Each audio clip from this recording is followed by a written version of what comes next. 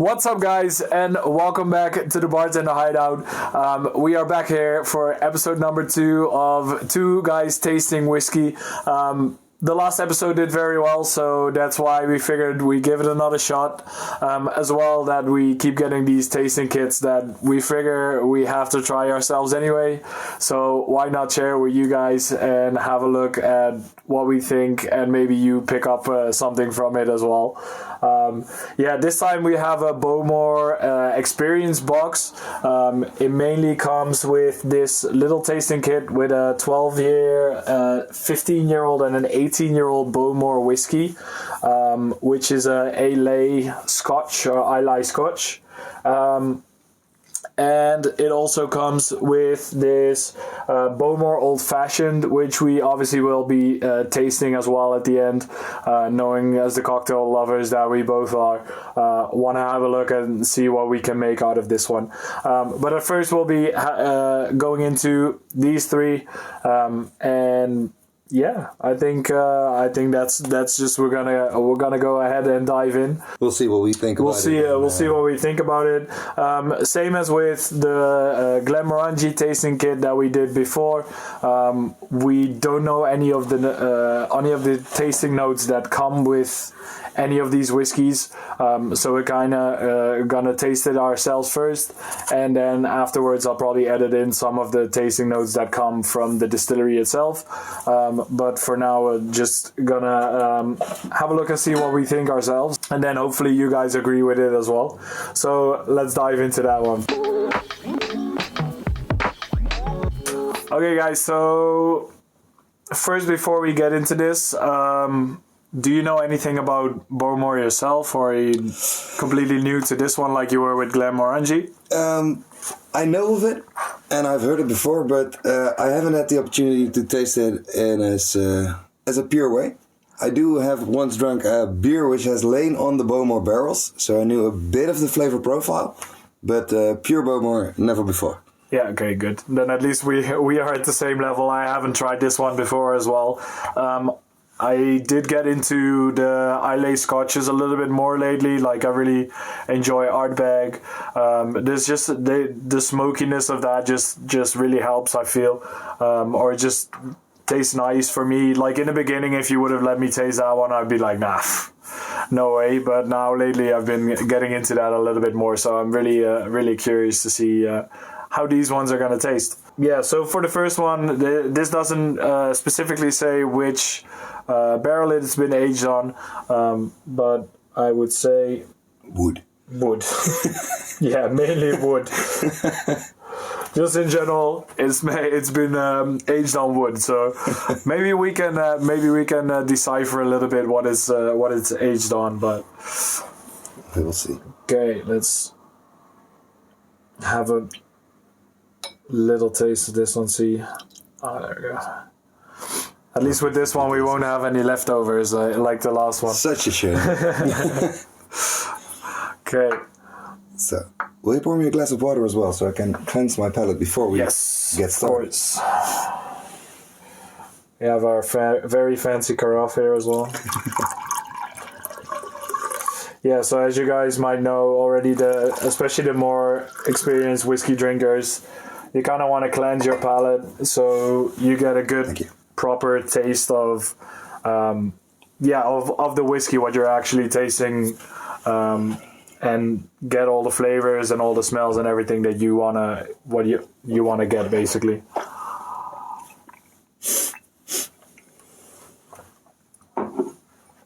With tasting, it's always important to make sure you have a smell-free environment as well, because that can really influence the flavors you're experiencing. That makes sense, yeah. That you're not sitting next to a tub of popcorn or something that... Guy who's smoking heavy cigars. Yeah, exactly. A very perfumed old lady. Yeah, that doesn't... Yeah, I can imagine that doesn't help if you're trying to smell what you're drinking as well. Exactly. So I definitely get the smoky notes. Yeah, for sure. I get some... I'd say some vanilla, some like... Yeah, sure. So on which we can conclude that they use some new wood as well. Yeah. I must say, as a baseline, it's promising. It's definitely promising. Like, if we know how the stages go with whiskey. Normally, I'd be excited for the next two.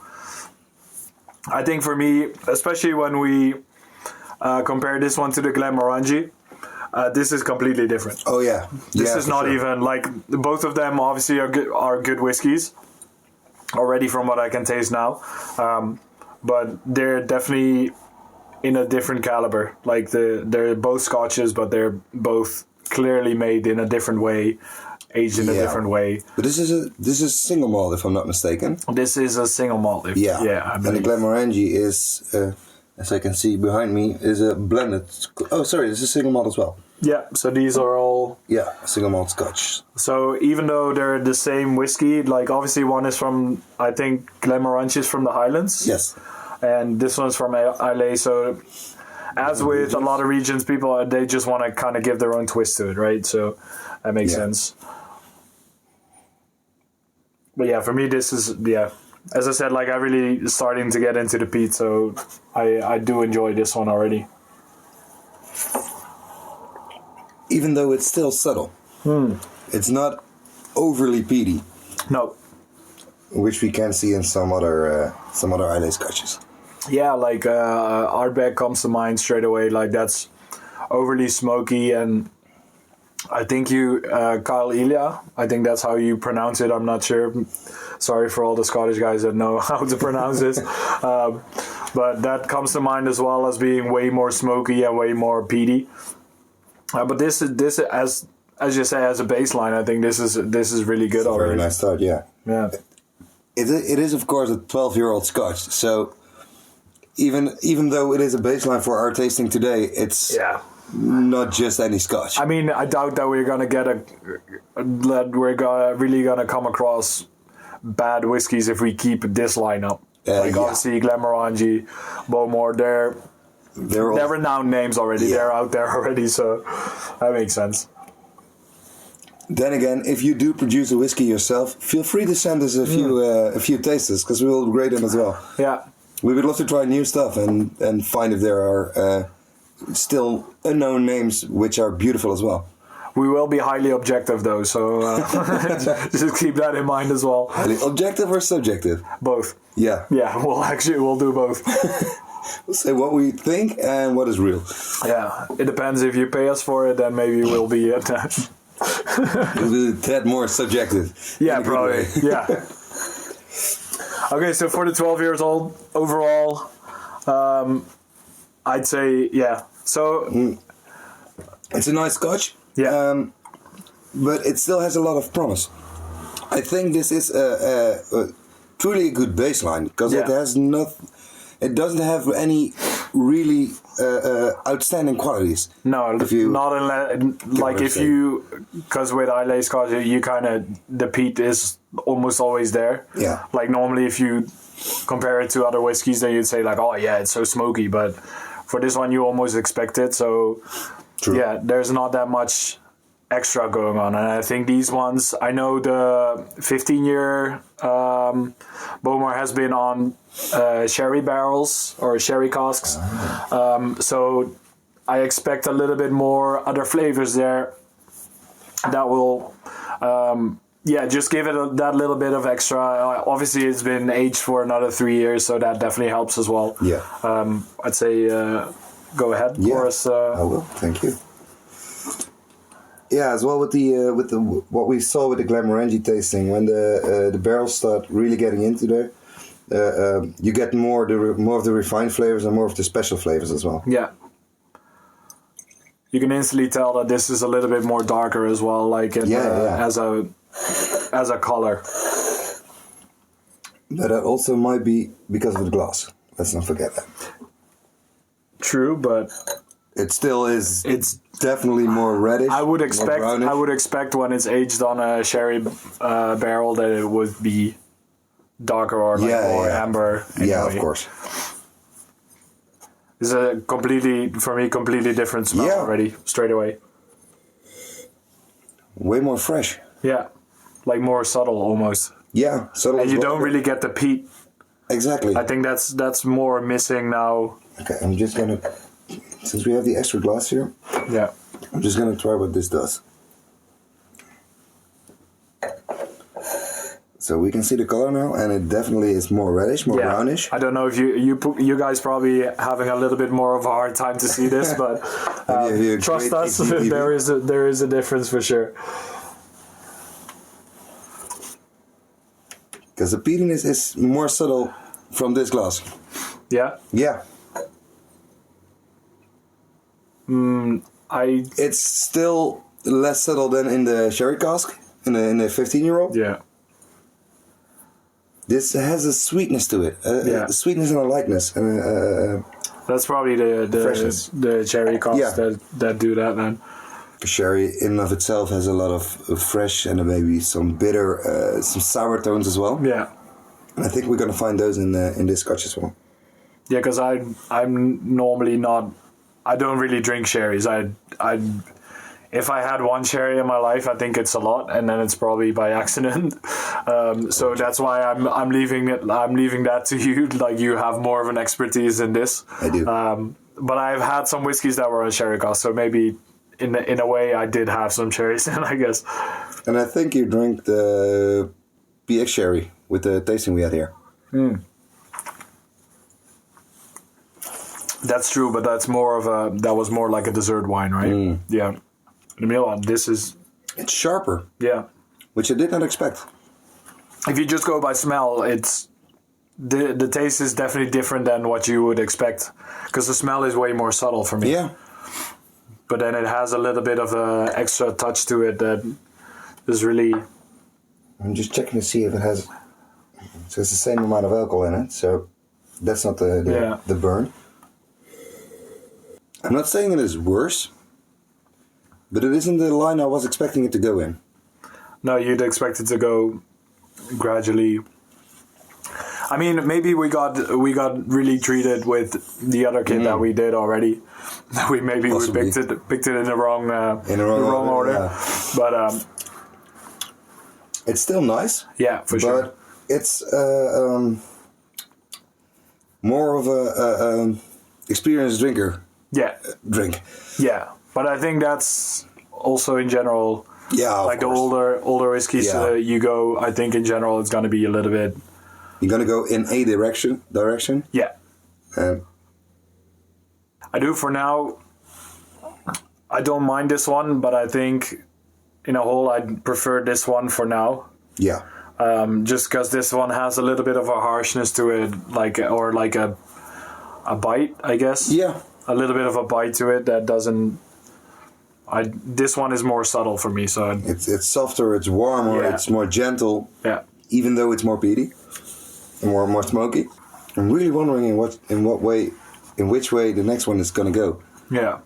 If it's going to go back to the warm and the soft flavors of the first one, or if it's even going to be more harsh and more of a that would surprise me. Strong liquor. Yeah, me as well. That would surprise me. I think it's more because you get 6 years more than this one, so you'd say there would be more subtle tones to it. But is there any cask on there? Like what is aged on? Cask, but they do say it has tropical fruits in it. Okay, so that comes then to me it doesn't come to mind as something that would be sharp. Then it would be more subtle and more rich, more gentle. Yeah. I mean, still overall, like it's nice. Let's go. Yeah. Yeah. I mean, we know our way around tasting kits, okay, guys? These were gonna get finished anyway, so might as well get you guys into it as well. Yeah. Okay. I'll keep a bit of I'll keep a bit of both of the previous ones in my glass. Yeah. So we have at least for the smell a comparison. That's a good idea because I already finished both. Yeah. Will you allow me? For sure, go ahead. And if you would pour me some more water, please. Yep. I'm happy you guys join us here for this friendly tasting session. It would be quite sad if we were doing this just on our own. Yeah, especially wearing the aprons and everything. That would be a little standing bit more this close to each other inside the bar in an attic, and yeah. No, that would not make a lot of sense, but that's why thank you guys for being here, because otherwise it would make it a lot more awkward, I guess. Yeah. On other news, we're at this point almost at 100 subscribers. So we're getting there. Yeah. Thank you guys for everyone that has joined already, that is subscribed. Definitely thank you for that, because we've been doing this now for 4 or 5 months, sinking our time into it, but also really enjoying it. And it's good to have that little bit of appreciation already from you guys, so thanks for that. But on to the important stuff. Where are you going smell-wise? It's rounder, it's fuller, it's richer. But it does have that lightness, that freshness, that the sour bite of it, which I saw in the previous one as well. Yeah. And I must say, the tropical fruit, I'm getting some of it. Yeah. Maybe a bit of pineapple, mango. I'm definitely getting something that was not in here. Yeah, that's for sure. Like there's something that's really standing out in the front.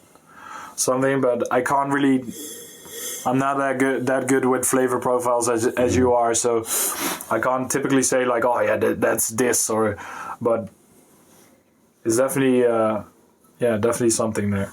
Well, the way I do it is if I have a few categories in my head in which it can to which it can belong, and those categories are each specified. So if you say it's fruit, or it's wood, or it's herbs, or it's bread, and then I'm gonna specify.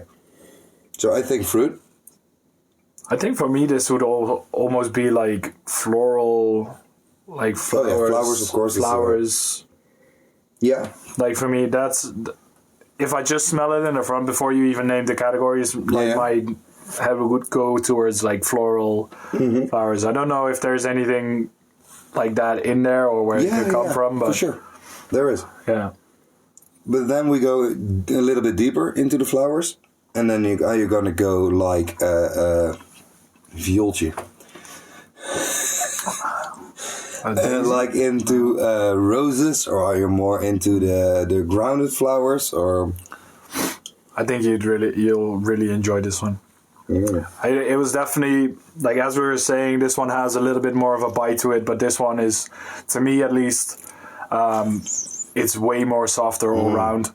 So definitely something that has been built forward on from the 12-year. Ooh.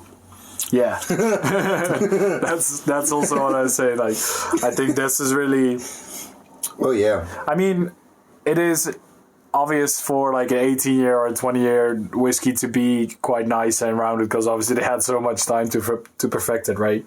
But it's just the craft that goes into it. And this is, to me, it's always fascinating that you basically come from a product that is, I would assume, like, product that comes from here, from the 12-year, and then you end up having something like this. That's always, for me, fascinating what they can do with that. But that in that way, maybe I'm too much of a noob in the whiskey still.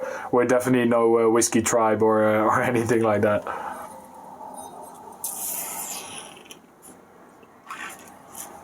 Then again, I do wonder if they like produce a batch and then decide, okay, we're gonna take this and produce it even further, or if they start with a different base product to make their scotches. Because I know in the wine world, you get you get a harvest, and then you put it in barrels, and then you say, okay, this barrel is better than that barrel for whatever reason. Yeah. So we're gonna make this our first wine, and then we're gonna say, okay, the next 50 barrels are still good, but a little bit less good than the first one. So we're gonna make this a lower classification of wine, and so on and so on.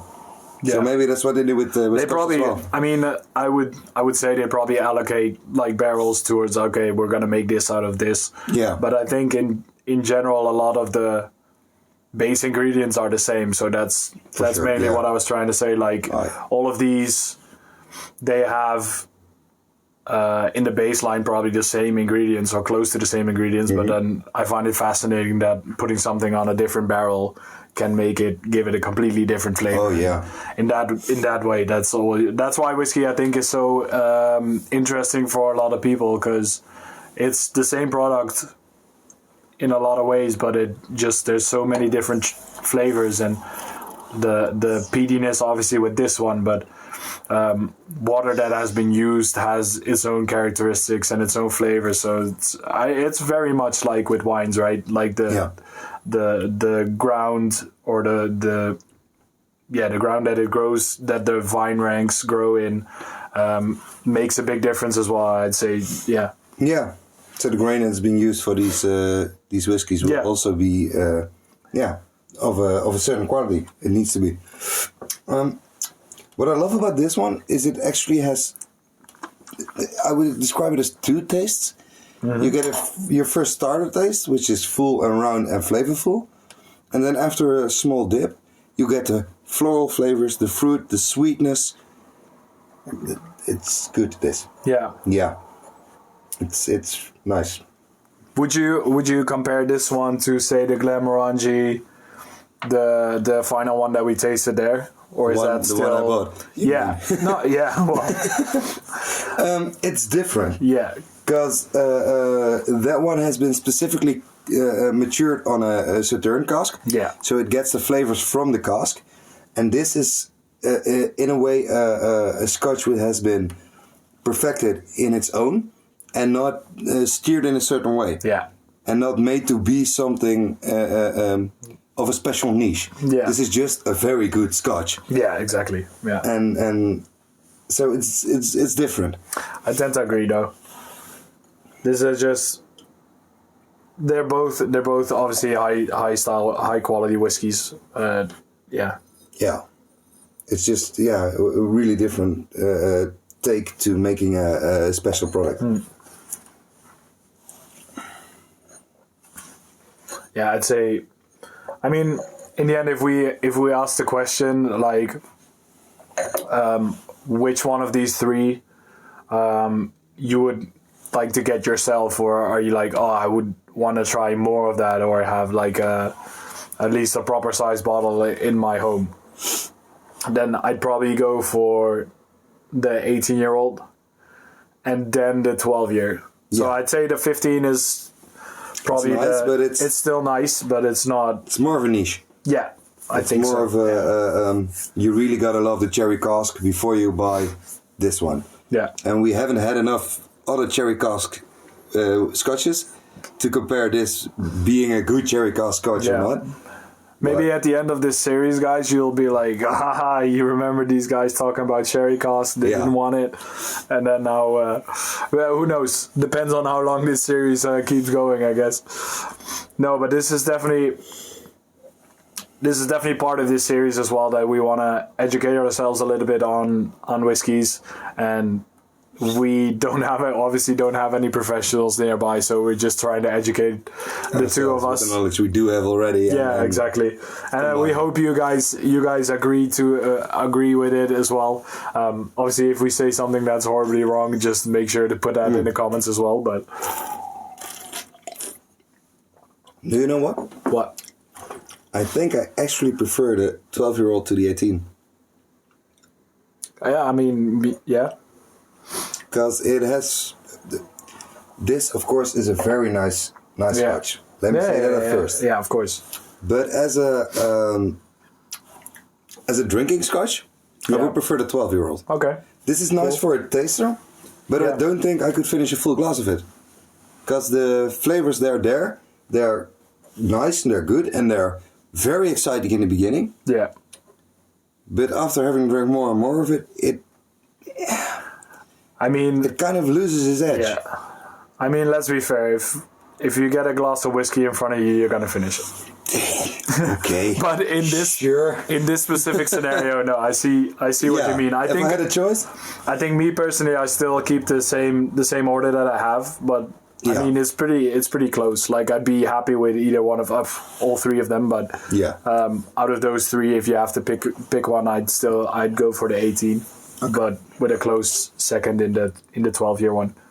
Maybe I like the combination of the smokiness and the freshness of this one, especially in the nose. Yeah. Well, I was going for another sip, but I finished everything already. So you win some, you lose some. Yeah, I'll finish this one then. What are we going to do with the old-fashioned in a bottle? I'd say, what does it say on the label? What do you have to do with it? Because serve over ice, gently stir for 10 seconds, and it's out of date. Not that much. Oh no, only 2 months. I mean, that's a good test then.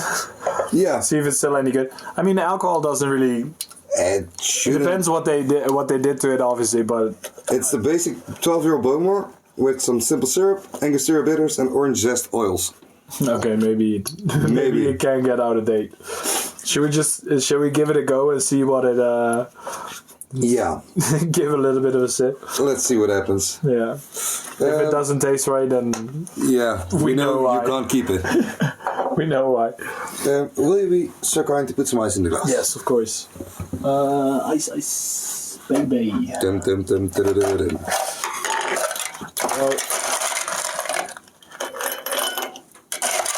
Does it smell good? Oh.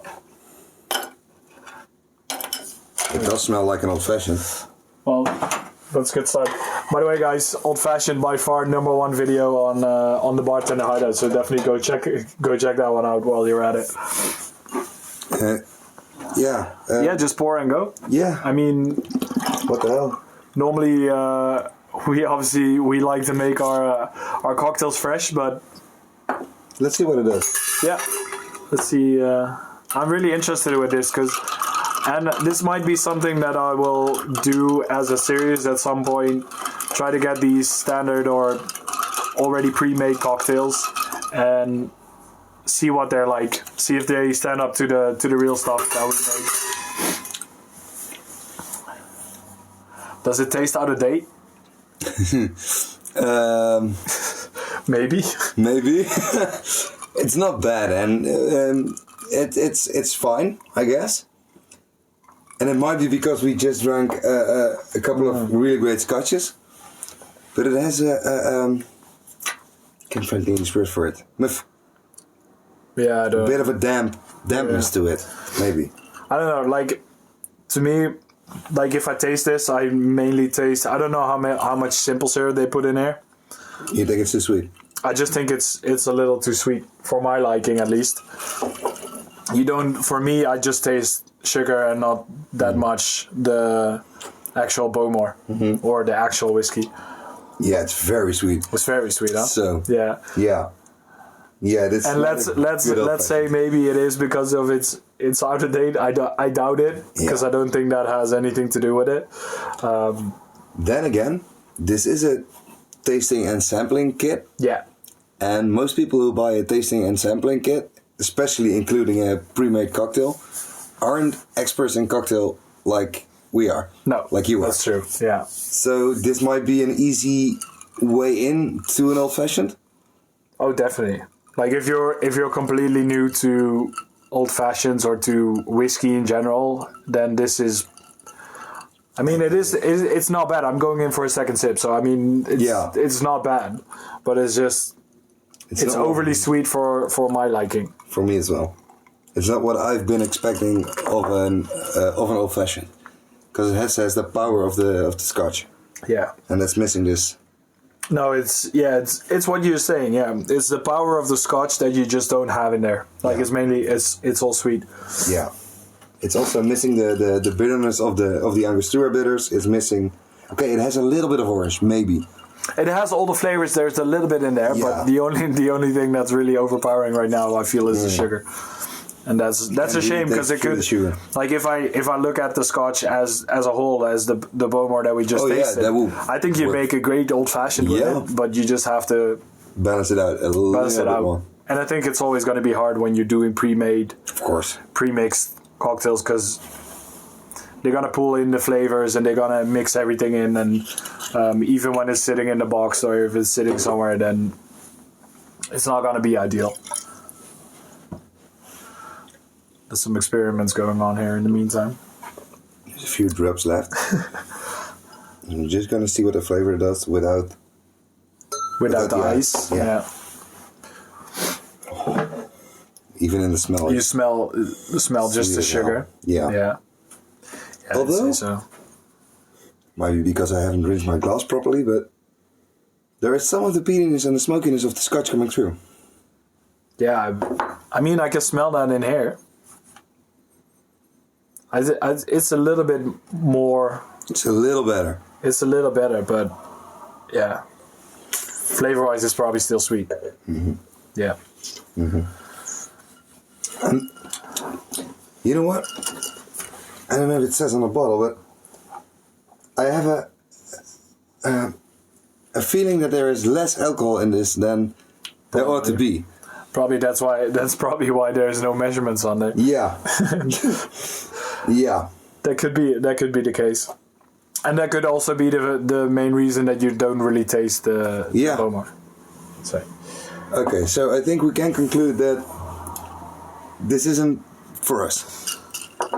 This, if you're new to whiskeys and you're new to old fashions, definitely give this one a go. But I'd say... it's a nice try, but add some Bowmore. Exactly. If you have some extra Bowmore to add to it, then definitely do so. But I think this is just a nice experiment that is in the box, and I'd say that is something that we might have to look into at some point. See how many of these pre-made cocktails actually are good. And none of them probably stand up the test of time when you make a fresh one, but we'll see about that. But when we go back to the tasting kit, I think all three of them are great whiskeys. Yeah. And I think we gave a good insight of what we feel on all of them. So hopefully you guys agree with us. I think we don't want to keep you that much longer, because if we keep talking for 2 hours if we can. Oh yeah. So I want to thank you guys all for being here and for sticking around. Make sure to leave a comment on what you think of this video. If you had Bowmore yourself, what do you think of it yourself? And yeah, I think apart from that, we're just gonna leave you and see you guys with the next two guys tasting whiskey. Ciao.